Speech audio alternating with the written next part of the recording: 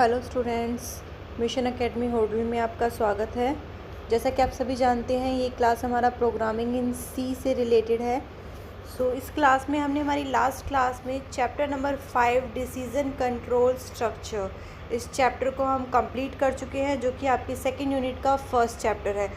आज की क्लास का जो हमारा मेन टॉपिक होगा वो इस चैप्टर का, that means decision control structures की बुक एक्सरसाइज है, जिसको कि आपको सॉल्व कराया जाएगा।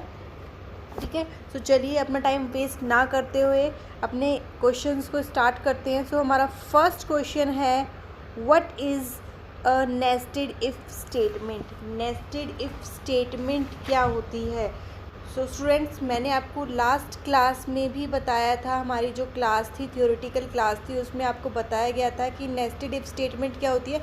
जब एक ही इफ़ के अंदर, ठीक है, कई बार ऐसी कंडीशन होती है कि एक इफ़ स्टेटमेंट के अंदर हमें 2 टाइम्स या फिर 3 टाइम्स हमारा क्या है, इफ़ स्टेटमेंट इंक्लूड हो सकती है। इफ़ स्टेटमेंट के अंदर इफ़ स्टेटमेंट एल्स स्टेटमेंट हो सकती है और एल्स के अंदर भी इफ़ एल्स स्टेटमेंट हो सकती है। आइए इसका आंसर रीड करते हैं। A clause of the another if statement की, यानी ऐसा कोई भी क्लॉज स्टेटमेंट का कि जिसके अंदर इफ़ स्टेटमेंट के अंदर भी अनदर इफ़ स्टेटमेंट हो सकती है। This construct is known as nested if statement. इसको ही क्या बोला गया है? Nested if statement. Okay, next question की तरफ मूव ऑन करते हैं। What is the function of the else clause in an if statement. जो भी आपकी इफ़ स्टेटमेंट और एल्स स्टेटमेंट होती है, इन्हें किस टाइप से राइट किया जाता है, इनके क्लॉजेज क्या हैं। इनके जो राइट करने के जो स्टेप्स थे, जो सिंपल स्टेप्स थे, वो इस तरीके से होते हैं, आपको डिस्प्ले हो रहे होंगे अभी स्क्रीन पर। इफ़ स्टेटमेंट का आपका क्या था कि इफ़ देन आपका एक्सपेरिमेंट की, जो आपकी एक्सपेरिमेंट, दैट मीन्स जो आपका कंडीशन होता है कि अगर ये कंडीशन है हमारा, तो हमें ये स्टेटमेंट शो होनी चाहिए, अदरवाइज़ ये स्टेटमेंट हमें शो होनी चाहिए। ठीक है, कि अगर ट्रू है तो हमारे सामने इफ़ की कंडीशन आएगी और अगर फॉल्स है तो हमारे सामने एफ़ की कंडीशन आएगी। तो ये आपका स्टेटमेंट है कि किस तरीके से आपके सामने जो जनरल फॉर्म है आपकी इफ़ एल्स स्टेटमेंट की, कि किस तरीके से इसको प्रेजेंट किया जाता है। ठीक है, ट्रू स्टेटमेंट क्या है आपका, इफ़ ब्लॉक के अंदर जाता है और फॉल्स स्टेटमेंट आपका एल्स ब्लॉक के अंदर जाता है। ठीक है, फॉल्स स्टेटमेंट हमेशा एल्स में जाएगा। ओके, नेक्स्ट क्वेश्चन की तरफ मूव ऑन करते हैं। In an if statement, if two separate statements are to be executed when the comparison is true, what must be done with them। कि अगर आप कोई भी दो स्टेटमेंट लेते हैं तो उन्हें किस तरीके से आप एग्जीक्यूट करते हैं, किस तरीके से उन्हें राइट किया जाता है, और उनका जो है, उनके बीच में जो कंपैरिजन होता है वो किस तरीके से आप उसको प्लेस करते हैं। देखिए, the two statement must be conduct bye, दो स्टेटमेंट को क्या है, एंड ऑपरेटर के थ्रू क्या है, उनको कंडक्ट किया जाता है, and placed with the if construct. कि अगर आपका जो कंपैरिजन है वो ट्रू आता है, क्वेश्चन में आपसे पूछा गया है कि अगर आपका कंपैरिजन जो है वो ट्रू होगा तो उसे किस में राइट किया जाएगा, तो ट्रू कंडीशन हमारी किसके अंदर आती है, इफ़ के अंदर डाली जाती है ट्रू कंडीशन को हमेशा, और फॉल्स कंडीशन को एल्स में डाला जाता है। तो जो कि यहाँ पे दो चीज़ों की कंपैरिजन किया है, दो हमारी स्टेटमेंट है जिनका कंपैरिजन हो रहा है, जिसके लिए यहाँ पे एंड का यूज़ किया जाएगा, एंड ऑपरेटर का, और यहाँ पे किसको प्लेस किया जाएगा, इफ़ कंस्ट्रक्ट को, इफ़ को यहाँ पे इफ़ स्टेटमेंट को इसके अंदर ऐड किया जाएगा। ठीक है, क्योंकि कंडीशन हमारी ट्रू है। नेक्स्ट क्वेश्चन है आपका, differentiate between switch and else if ladder. देखिए, switch and else if ladder को डिफ्रेंशिएट करना है। मैंने आपको लास्ट क्लास में भी बताया था कि स्विच स्टेटमेंट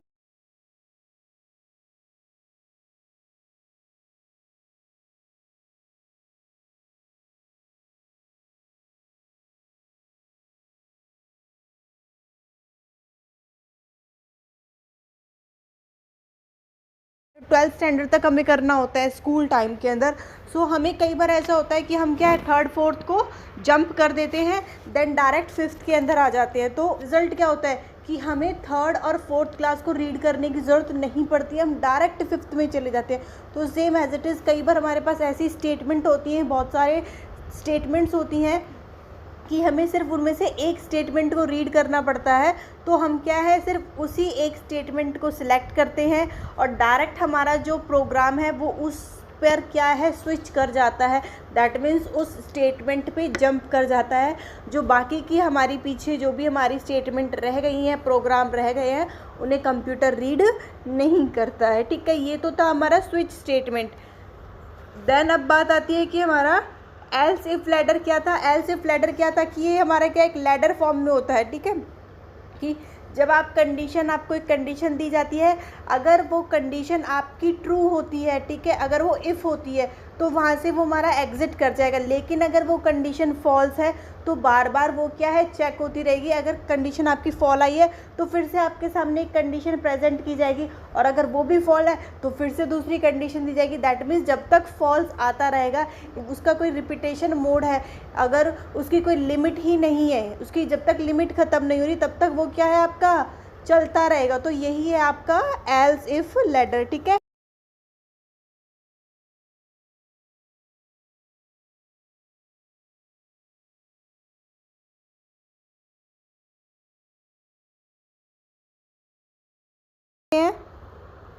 नेक्स्ट क्वेश्चन है आपको कुछ ट्रू फॉल्स दिए गए हैं। ठीक है, सो मैं आपको इनमें जल्दी से इनके आंसर्स मैं आपको बता देती हूँ कि इनके आंसर क्या हैं, ताकि हमारा टाइम वेस्ट ना हो ट्रू फॉल्स में। ठीक है, फर्स्ट आपका क्वेश्चन है an if statement must always include an else clause, कि इफ स्टेटमेंट के अंदर क्या है हमेशा एल्स क्लॉज होता ही होता है, ऐसा नहीं है, it is false. So answer क्या हो जाएगा आपका, फर्स्ट का आंसर क्या हो जाएगा फॉल्स। ये क्या है आपका फॉल्स है। ठीक है, सेकंड है आपका one if can have more than one else clause, कि जो एक इफ़ है उसके अंदर क्या है more than one else clause, एक से ज़्यादा एल्स क्लॉज हो सकते हैं, नहीं। सो ये भी आपका क्या है फॉल्स है, सेकंड भी आपका फॉल्स है। देन एन इफ स्टेटमेंट में इंक्लूड ओनली सिंपल स्टेटमेंट, क्या सिर्फ इसके अंदर सिंपल स्टेटमेंट को इंक्लूड किया जाता है, नहीं। कि लूप को जो हमारा डिसीजन है या डिसीजंस ये हैं हमारे स्टेटमेंट जो उन्हें हम लेते हैं, किस लिए, क्योंकि कॉम्प्लेक्स सिचुएशंस को भी हैंडल किया जा सके इनकी हेल्प से, तो इसलिए सिंपल स्टेटमेंट के लिए ही नहीं है सिर्फ। नेक्स्ट क्वेश्चन है आपका part D, the else clause must always be indented to line up under the if clause. So ये क्या है आपका, ये भी आपका फॉल्स है। ठीक है, नेक्स्ट है आपका a semicolon may follow an if statement only if a compound statement is used, यानी जब हमारी कंपाउंड स्टेटमेंट को यूज़ किया जाता है उसी टाइम पे क्या है सेमी कॉलन को भी यूज़ किया जा सकता है। सो ये क्या है आपका ट्रू है। सो यहाँ पे आपका आंसर ट्रू है। ठीक है, नेक्स्ट है आपका when if statement are nested the last else get associated with the nearest if without an else, कि आपकी क्या है जब भी आपकी इफ स्टेटमेंट ज़रूरी होती है तो वहाँ पर क्या है कि आपका जो लास्ट एल्स है उसको लेने की बजाय जो आप इफ़ के नियरेस्ट एल्स है उसको भी क्या है वहाँ पर यूज़ किया जा सकता है। सो ये स्टेटमेंट भी आपका क्या है ट्रू है। ठीक है, नेक्स्ट है आपका a switch expression can be of any type. Switch statement जो है आपका क्या एक्सप्रेशन किसी भी टाइप का हो सकता है, नहीं, ऐसा नहीं है। सो ये आपका आंसर क्या हो जाएगा, इसका फॉल्स हो जाएगा आपका आंसर। नेक्स्ट है आपका each case label can have only one statement. जो भी हमारे लेबल होते हैं, केसेस होते हैं, उनके अंदर क्या सिर्फ एक ही स्टेटमेंट होती है, नहीं, ऐसा नहीं है कि एक स्टेटमेंट नहीं होती है, 2-3 स्टेटमेंट, मोर देन 3 स्टेटमेंट्स भी उसके अंदर इंक्लूड हो सकती हैं। नेक्स्ट क्वेश्चन है any expression can be used for the if expression, कि इफ़ एक्सप्रेशन के लिए किसी भी एक्सप्रेशन को यूज़ किया जा सकता है, यस। सो आपका आंसर क्या हो जाएगा, इसका ट्रू हो जाएगा। ठीक है, नेक्स्ट क्वेश्चन है a switch statement can always be replaced bye a series of if else statement, कि जो आपकी स्विच स्टेटमेंट है इसको क्या है रिप्लेस किया जा सकता है, स्विच स्टेटमेंट को रिप्लेस किया जा सकता है किसके साथ, इफ़ एल्स के साथ, इफ़ एल्स स्टेटमेंट के साथ। सो आपका आंसर हो जाएगा इसका ट्रू। ठीक है, a program stops it execution when a break statement is encountered, तो हमारा क्या है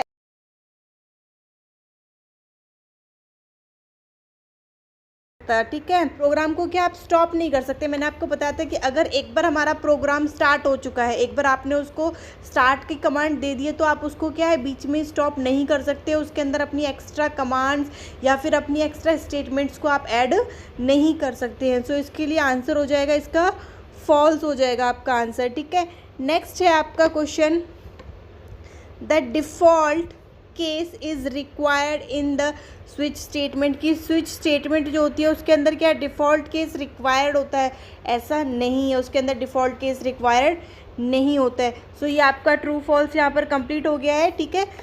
आपको थोड़ा फास्ट फॉरवर्ड में इसको कराया गया, अगर इसको स्लो मोशन में आपको कराया जाएगा तो इसी में ही आपका पूरा टाइम चला जाएगा। सो इसलिए आपको नॉर्मली ये फास्ट फॉरवर्ड में कराया गया। हमारा fill in the blank, next आपका फिल इन द ब्लैंक है। तो इसको भी हम फास्ट मोशन में करेंगे थोड़ा, क्योंकि इनमें हमें ज़्यादा टाइम वेस्ट नहीं करना है अपना, ठीक है। फर्स्ट है आपका, an expression with blank operator is true when all of its operand are true. देखिए कौन सा एक्सप्रेशन होता है ऑपरेंड का जिसे ट्रू होता है, जब हमारे सारे ऑपरेंड्स ट्रू होते हैं, कौन सा होता है? एंड का, ठीक है। आपका एंड का जो एक्सप्रेशन होता है एंड, हाँ, इसका जो साइन होता है वो इस तरीके से होता है हमारा, तो उसका आंसर आएगा आपका एंड, ठीक है। इस तरीके से आपका इसका आंसर प्रेजेंट किया जाएगा। नेक्स्ट क्वेश्चन है आपका, the expression X Y can be replaced by the expression. इनको इस आपका जो एक्सप्रेशन है इसको किस चीज़ से रिप्लेस किया जा सकता है? एक्स डबल इक्वल वाई के साथ, इसको इसके साथ क्या है रिप्लेस किया जा सकता है, ठीक है। सो इसका राइट आंसर है X double equal Y. Next आपका क्वेश्चन है, multi way selection can be accomplished using an else if statement और द ब्लैंक स्टेटमेंट। कि जो मल्टी हमारे स्टेटमेंट होती हैं, जो मल्टी स्टेटमेंट्स होती हैं, उसमें क्या है, एक तो हम एल्स इफ स्टेटमेंट को यूज़ कर सकते हैं, ठीक है। और दूसरा कौन सा था, मैंने आपको बताया था कौन सा था, वो स्विच, ठीक है। हमारा स्विच है जिसकी हेल्प से हम क्या है मल्टी स्टेटमेंट्स को क्या है एक साथ अकम्प्लिश कर सकते हैं, ठीक है। So the right answer is switch. Next question है आपका, the predicate x greater than equal 10 y equal is equivalent to, ठीक है। सो इसका आपका राइट आंसर क्या होगा कि x जो है वो क्या है हमारा लेस देन 10 माना जाएगा, क्योंकि x की वैल्यू यहाँ पे डिनोट नहीं की गई है, तो उसको 10 से हमारा जो वैल्यू दी गई है वो 10 से अबव नहीं हो सकती है, ग्रेटर नहीं हो सकती है। तो x हमारा क्या हो जाएगा लेस देन 10 हो जाएगा, एंड y हमारा सेम एज इट इज़ रहेगा इक्वल्स टू 5, ठीक है। सो ये आपका इसका राइट आंसर है।